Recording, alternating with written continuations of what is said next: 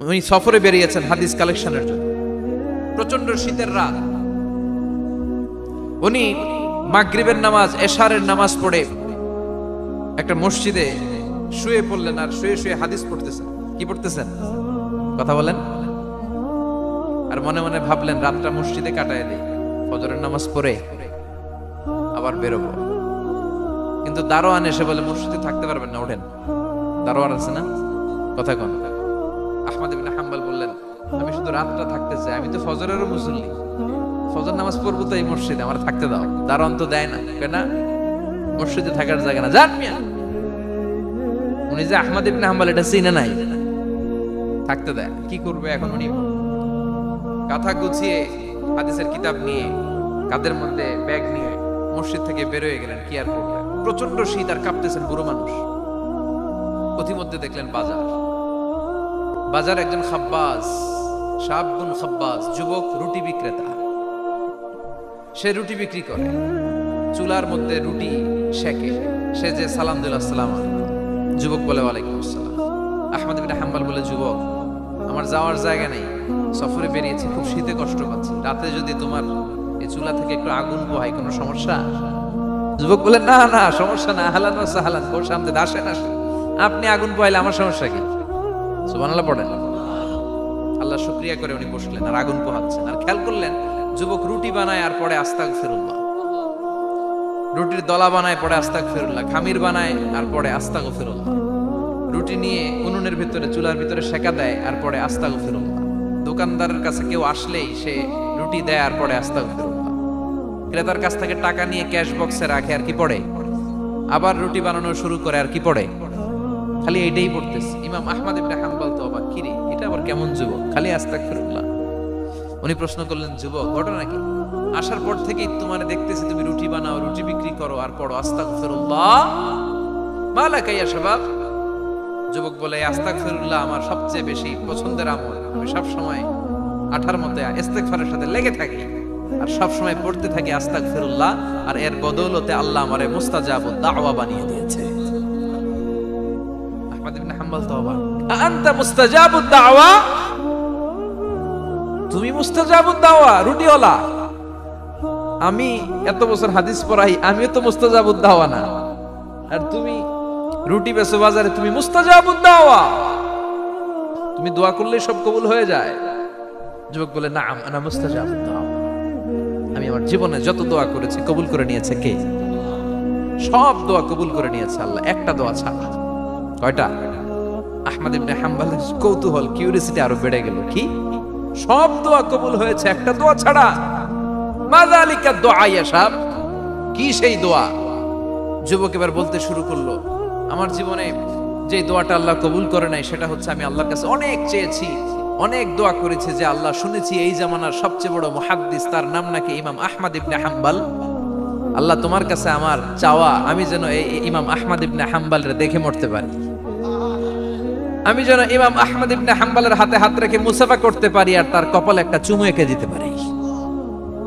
আহমদ ইবনে হাম্বল আবেগপ্রবণ হয়ে গেলেন, চোখের পানি ছেড়ে দিলেন, বললেন যুবক তোমার এই দোয়াটাও কবুল হয়ে গিয়েছে। আহমদ ইবনে হাম্বলের দেখা সাক্ষাৎ পাওয়ার জন্য আহমদ ইবনে হাম্বলের বাড়িতে তোমার যাওয়ার দরকার নাই, আহমদ ইবনে হাম্বল তোমার দরবারে ছুটে এসেছে। আনা আহমদ ইবনে হাম্বল মুহাদ্দিসুদ দাহর, আমি নিজেই আহমদ ইবনে হাম্বল। যুবক চোখের পানি ছেড়ে দেয়, আহমদ ইবনে হাম্বল চোখের পানি ছেড়ে দেয়। যুবক চিৎকার মেরে ইমাম আহমদ ইবনে হাম্বলকে জড়িয়ে ধরে, হাতে হাত রেখে মুসাফা করে, কপালের মধ্যে চুমু খায় আর আল্লাহর শুকরিয়া করে বলে ও ইমাম আসলে এই দোয়াটাও আল্লাহ আজকে কবুল করে নিল। বিশ্বাস হয় সবসময় ইস্তেগফার করলে আপনার দোয়াগুলোর এইভাবে কবুল করে নিবে কে? এই পাঁচটা জিনিস পাবেন সবসময় যদি ইস্তেগফারের সাথে লেগে থাকেন। রাজি আছেন তো? এজন্য বিশ্বনবী সব সময় নামাজে সালাম ফিরানোর পরে পড়তেন আস্তাগফিরুল্লাহ। কি পড়তেন? 3 বার পড়তেন আস্তাগফিরুল্লাহ, আস্তাগফিরুল্লাহ, আস্তাগফিরুল্লাহ। পড়তে রাজি আছেন? ইস্তেগফারের অনেকগুলো আলফাজ আছে, সবচেয়ে ছোট ইস্তেগফার হচ্ছে এটা আস্তাগফিরুল্লাহ, আস্তাগফিরুল্লাহ।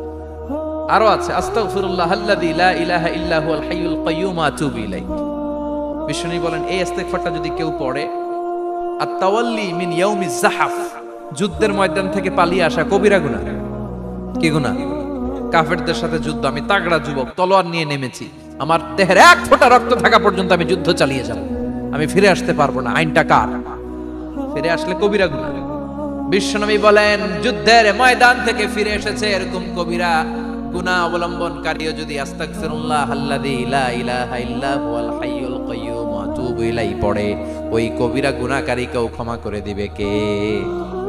পড়তে রাজি আছেন তো? আবার সাইয়েদনা আবু বকর বললেন, ইয়া রাসূলুল্লাহ আল্লিমনি দুআআন আদউ বিহি ফি সালাতি, এমন দোয়া আপনি আমারে শিক্ষা দেন যে এই দোয়াটা আমি নামাজে পড়তে পারি। বিশ্বনবী বললেন, পড়ো আল্লাহুম্মা ইন্নী যালামতু নাফসি যুলমান কাসীরান ওয়া লা ইয়াগফিরুয যুনুবা ইল্লা আনতা ফাগফিরলি মাগফিরাতাম মিন ইনদিক ইন্নাকা আনতাল গফুরুর রহিম। সুবহানাল্লাহ পড়েন। এটাও ইস্তেগফার।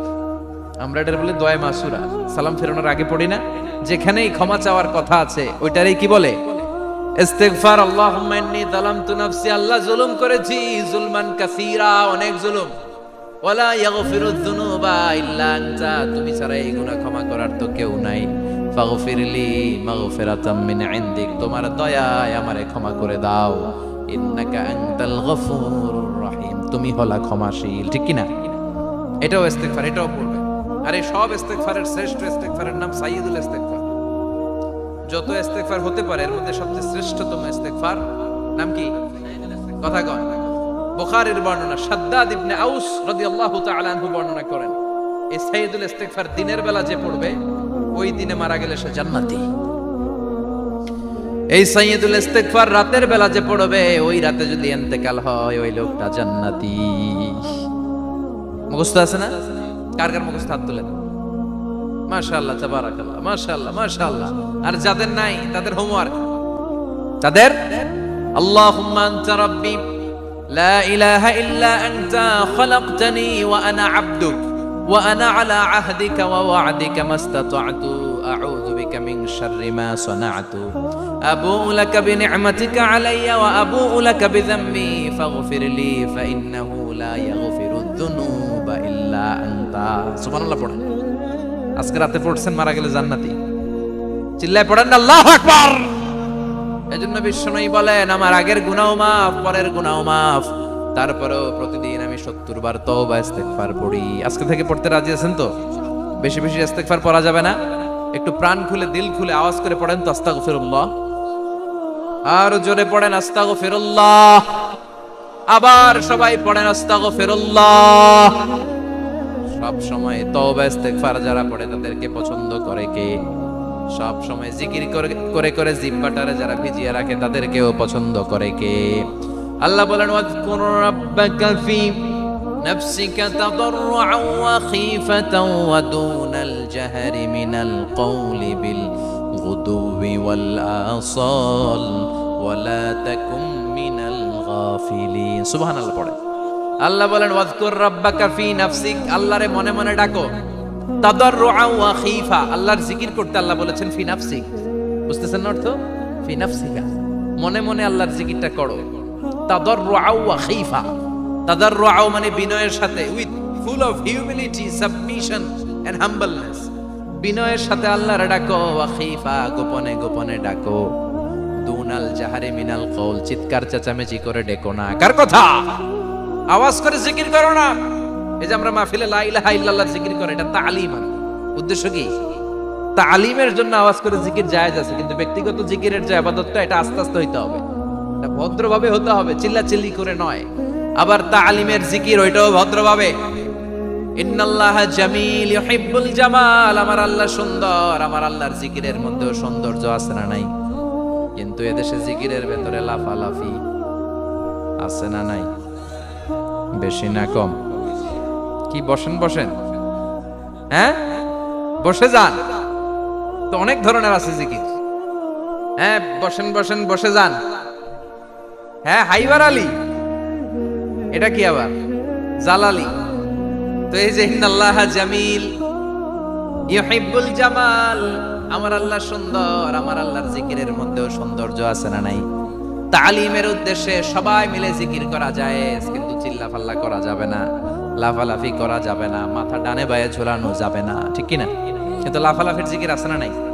লাফাইতে লাফাইতে, হ্যাঁ, গাছের আগায় বাঁশের আগায়, আবার যিনি জিকির পরিচালনা করে ওনার কান্দে যাই ওঠে, আছে না নাই? বিশ্বনবী সাহাবীদের নিয়ে জিকির করছেন, সাহাবারা লাফাতে লাফাতে খেজুর গাছের আগায়, হাদিসে আছে না এটা? বিশ্বনবী সাহাবাদেরকে নিয়ে জিকির করছেন, লাফাতে লাফাতে আবু বকর বিশ্বনবীর কান্দের উপরে, আছে হাদিসে আছে। এটা জিকির নয়। কি সুন্দর দেখেন, ইসলাম বোঝা কত সহজ। ওয়াজকুর রাব্বাকা ফি নাফসিকা তাদাররুআ ওয়া খাইফা, গোপনে জিকির করো, ভদ্রতার সাথে বিনয়ের সাথে জিকির করো। ওয়ালা তাকুম মিনাল গাফিলিন দুনাল জাহারি মিনাল কওল, চিৎকার চেঁচামেচি করে জিকির করো না। যারা চিকফাল দিয়ে হই হই হই হই করে, আছে না? হই হই হই হই হই হইয়ের ভিতরে আল্লাহর নাম আছে, হ্যাঁ? এই যে হুই হাই হুই হাই, এই স্টাইলের যে জিকির, এটার ভিতরে আমার আল্লাহর নাম আছে? আল্লাহর নাম যদি না থাকে ওইটা জিকির হবে? কথা বলেন। বিষ্ণু বললেন, খবরদার, চিৎকার চেঁচামেচি করে লাফালাফি করে যারা জিকির করে এরা মনে করে আল্লাহ কানে শোনে না। কথা বলেন। আপনি গোপনেও আল্লাহর ডাকলে আপনার ডাকে সাড়া দিবে কে? এজন্য রাব্বুল আলামিন বলেন, ফাযকুরুনি আযকুরকুম ওয়াশকুরুলি ওয়ালা তাকফুরুন। বান্দা আমার জিকির তোমরা করো, আমিও তোমাদের জিকির করব, ঠিক কি না? আমরা যদি আল্লাহর জিকির করি, আমাদের জিকির করে কে? সুবহানাল্লাহ কইবেন না? আমরা আল্লাহর জিকির করে, আল্লাহ নাকি আমাদের জিকির করে, জানো তো না কথা এটা? আবার হাদিসে কুদসিতে আল্লাহ বলেন, ফাইন যাকারানি ফি নাফসি যাকারতুহু ফি নাফসি। আমার বান্দা যদি একা একা আমার জিকির করে, আমি আমার বান্দারে একা একা স্মরণ করি। ওয়া ইন যাকারানি ফি মালাইন যাকারতুহু ফি মালাইন খায়রিম মিনহু। এরকম মহা সম্মেলন করে যদি কেউ আমি আল্লাহর জিকির করে, আমি এর চেয়েও বড় মহা সম্মেলন ফেরেশতাদেরকে নিয়ে করে আমার বান্দারে স্মরণ করি। ওয়া ইন তাকাররাবা ইলাইয়া শিবরান তাকাররাবতু ইলাইহি যিরাআন। আমার বান্দা যদি আমার দিকে এক বিঘত আসতে চায়, আমি আমার বান্দার দিকে এক হাত এগিয়ে যাই। আমার বান্দা যদি আমার দিকে এক হাত আসতে চায়, আমি আমার বান্দার দিকে দুই হাত যাই। ওয়া ইন আতানি ইয়ামশি আতাইতুহু হারওয়ালা। আমার বান্দা যদি আমার দিকে হেঁটে হেঁটে আসতে চায়, আমি আমার বান্দার দিকে দৌড়ে দৌড়ে যাই। সুবহানাল্লাহ পড়ে। এজন্য বিশ্বনবী বলেন, লা ইয়াজালু লিসানুকা রাতবাম মিন যিকরিল্লাহ। আল্লাহর জিকির দিয়ে জিহ্বাটারে ভিজিয়ে রাখবা। কার কথা? চিল্লায় বলেন, কার কথা? সবসময় আল্লাহর জিকির করতে রাজি আছেন তো? সবচেয়ে শ্রেষ্ঠ জিকির বিশ্বনবী বললেন, আফদালুয যিকরি লা ইলাহা লা ইলাহা লা ইলাহা ইল্লাল্লাহু মুহাম্মাদুর রাসূলুল্লাহ সাল্লাল্লাহু। সবচাইতে শ্রেষ্ঠ জিকির লা ইলাহা, এর চেয়ে শ্রেষ্ঠ জিকির আছে? কথা বলেন। বিশ্বনবী বললেন, মান ক্বালা লা ইলাহা ইল্লাল্লাহ সিদকান মিন কলবিহি, একনিষ্ঠতার সাথে অন্তর থেকে কেউ যদি জীবনে একবার বলে লা ইলাহা ইল্লাল্লাহ, দাখালাল জান্নাহ। তার যদি পাপ থাকে, অন্যায় থাকে, ওই পাপ আর অন্যায়ের শাস্তিগুলার পরে কোনো না কোনো দিন আমার ওই বান্দা জান্নাতে ঢুকবে।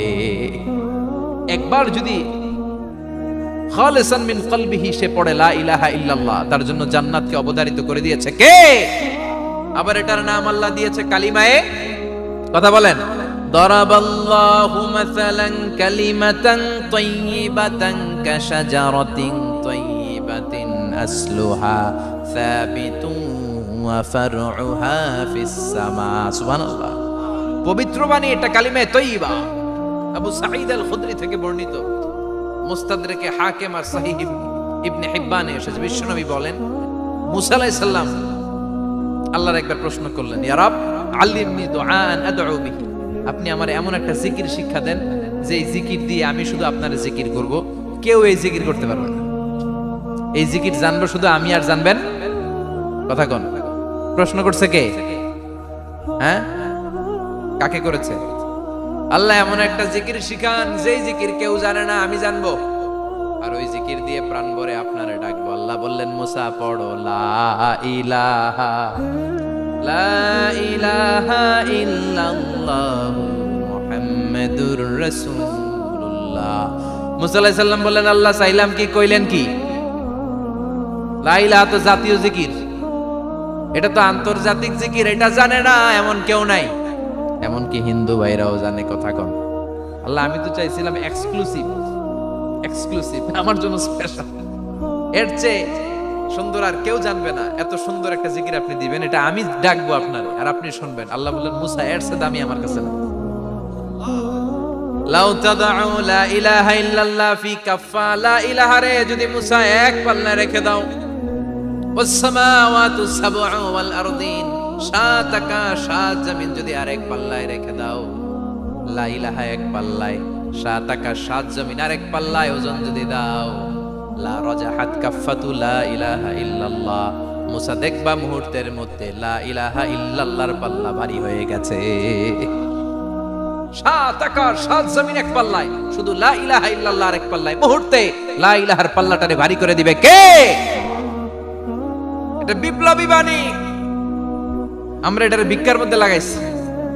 এখন ভিক্ষা করার সময় লা ইলাহা আছে না নাই? একটা টাকা দিয়া যান আমি গরিব ইনসান, আর সমান একটা টাকা দিয়া যান আমি গরিব ইনসান, আছে না নাই?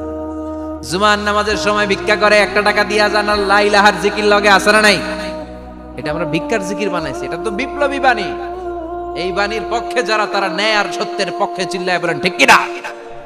এই বাণীতে যারা বিশ্বাস করে তারা এক আল্লাহর সামনে মাথা নত করে দেয়।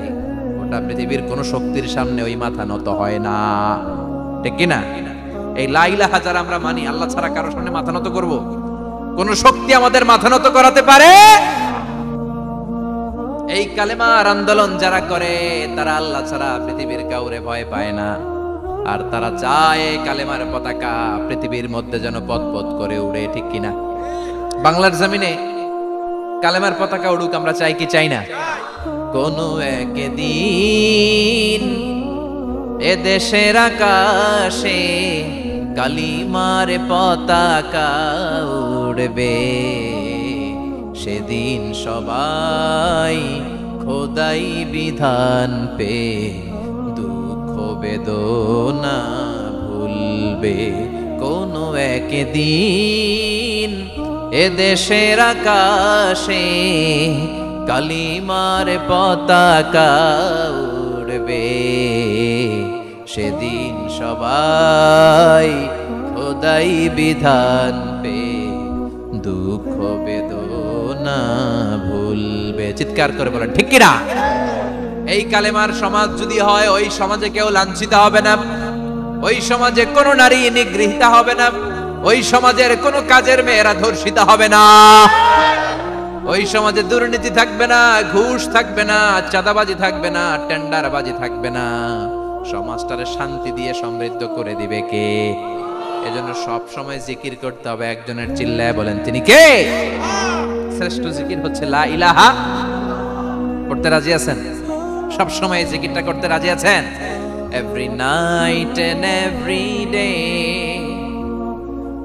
every night and every day, never forget to say la ilaha illallah, never forget to say la ilaha illallah. পড়েন, every night and every day, every night and every day, never forget to say la ilaha illallah, never forget to say la ilaha illallah, never forget to say la ilaha illallah.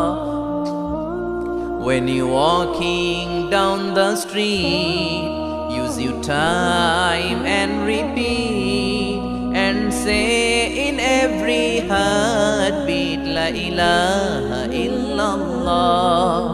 When you're walking down the street, use your time and repeat and say in every heartbeat লা ইলাহা ইল্লাল্লাহ।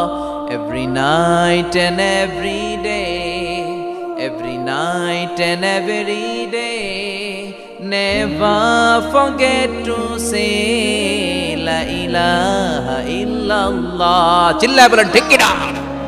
দিনে রাতে যে কোনো মুহূর্তে আমাদের জিহ্বার মধ্যে থাকবে কি? কথা বলেন, জিহ্বায় থাকবে কি?